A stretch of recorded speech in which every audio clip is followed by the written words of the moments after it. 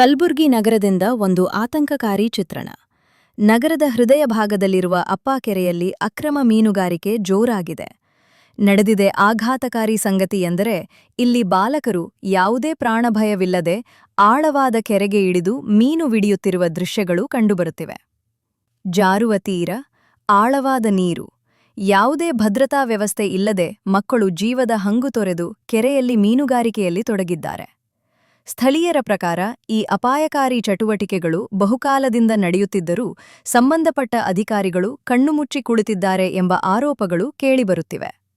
ಕೆರೆ ಸುತ್ತಲೂ ಸೂಕ್ತ ಬೇಲಿಯಿಲ್ಲ, ಎಚ್ಚರಿಕೆ ಸೂಕ್ತ ಫಲಕಗಳಿಲ್ಲ, ಭದ್ರತಾ ಸಿಬ್ಬಂದಿಯೂ ಇಲ್ಲ.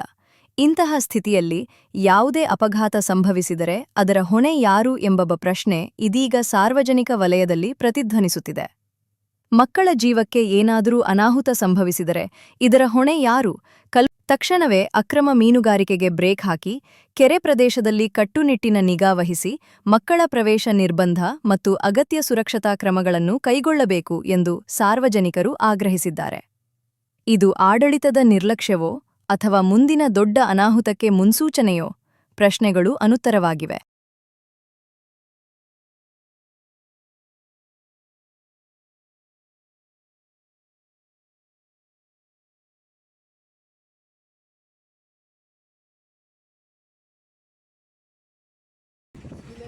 उसके दिल दे रहा हूँ। ये हाथ में लाया।